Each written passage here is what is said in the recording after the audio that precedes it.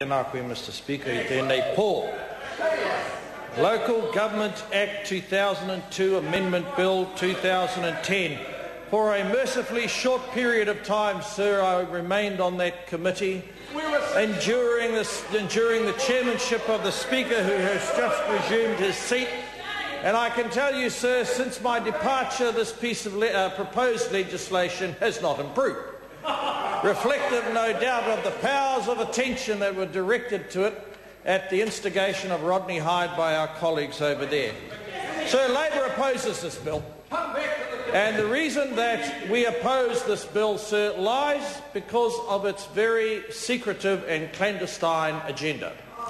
What it does, sir, is that it avoids the challenge of how is the community going to pay for the underlying costs of the infrastructure that local government has a stewardship role for providing to its citizens.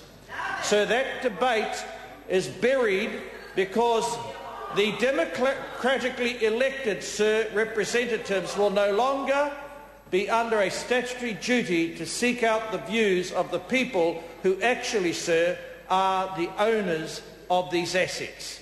Assets, sir, that have been paid for over many generations.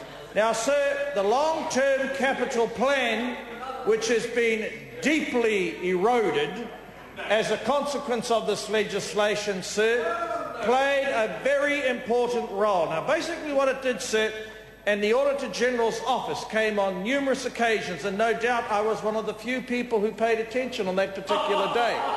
They came, sir, and they reminded us that local government had to seek, if not the consent, a mandate from the rate-paying community as it sought to, sir, commit the rate-paying community to a capital strategy. That's what a long-term capital plan, sir, which has been gutted as a consequence of this wretched legislation, that, sir, at a very deep level, it was designed for families, firms, communities to have their say through the long-term capital plan provisions, sir, as to what are the priorities, what are the costs and benefits, what, sir, are the services that might be cut or expanded.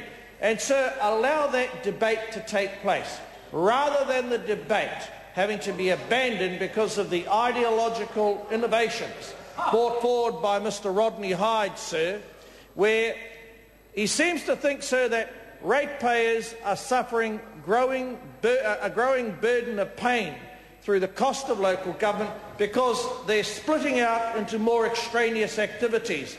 The truth of the matter, sir, is that there is a rising tide of costs associated, sir, with the development of infrastructure. And indeed, sir, the cost of that infrastructure has risen and actually goes beyond the rate of inflation.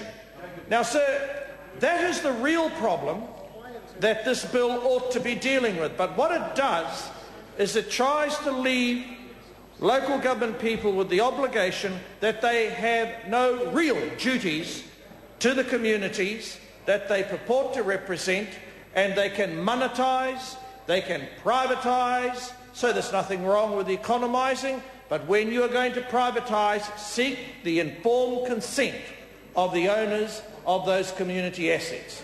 Do not use a piece of legislation which, sir, under the camouflage of Rodney Hyde's language, is designed to strip every single member of the community, strip them of their ability, sir, to stop these furtive transfers, sir, of water treatment assets, water harvesting assets. And so whatever the asset is, the real damage being done here is the fear on that side of the House to go out and seek a mandate, or a rather novel concept in their view of democracy, the informed consent of the families and the ratepayers as to whether or not they think it's a good idea for a 33-year period of a property right to be handed out to preferred and favoured interests without, sir, seeking an input, a meaningful input, sir, or without seeking, sir, seeking the community's imprimatur. That's really what's going on here. Now, sir, we had the organisation represents all regional and local government in New Zealand. They actually came and made a submission. Now, my colleague, Mr. Twyford, has already referred to their contribution. They came, sir, and they said, sir, this will have the effect of worsening red tape. This will have the effect of adding layers upon layers of more paperwork, more material. I know it sounds ridiculous, that coming from the man who purports to be the destroyer of red tape, but so that's just one of the many contradictions that inhere within his psyche. That's for another matter. That's for another time. So, sir, we've got the most authoritative voice on behalf of all local and regional government actually saying the impact of this bill is to worsen the dead weight effect of his hand upon the affairs of local government, sir. That's what's going to happen here, and no one more. It's hard to imagine anyone more important than the organisation representing all local government when they came to see us, sir.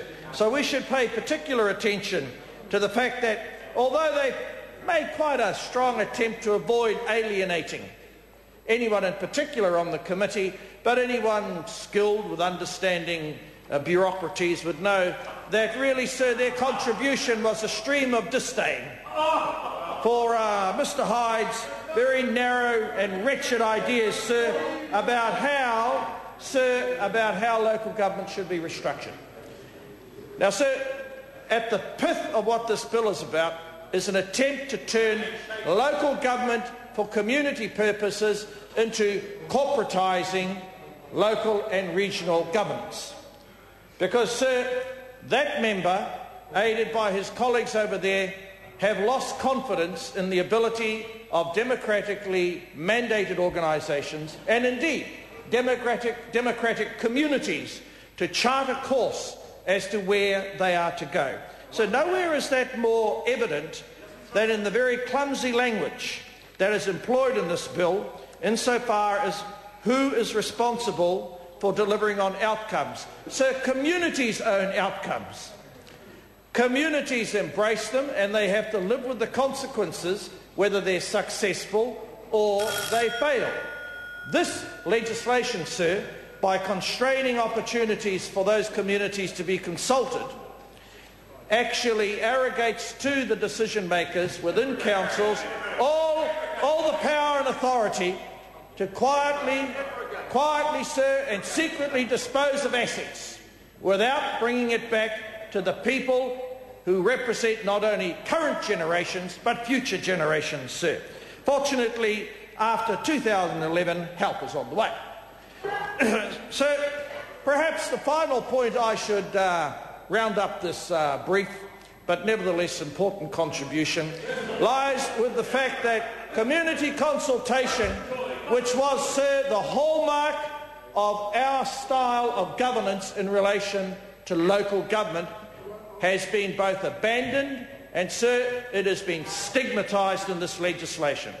What members on that side of the House are endeavouring to do is to treat community consultation as an unbearable cost, as a threat to the viability, financial, of the ratepayer and their capacity to contribute to local government. Sir, consultation with the community gives legitimacy to local government. And if you remove local government from community, it is no longer local, sir. It then will grow into something akin to a Gordon Gekko creature, more at home in the Wall Street marae, rather than in the halls, the community centres, etc. of local government. So that's why, sir, we do not support this bill, and we certainly don't support a single thing that member over there is bringing forward for local government, but we'll provide and make allowances for the lost members on that side of the House. Kia ora tātou.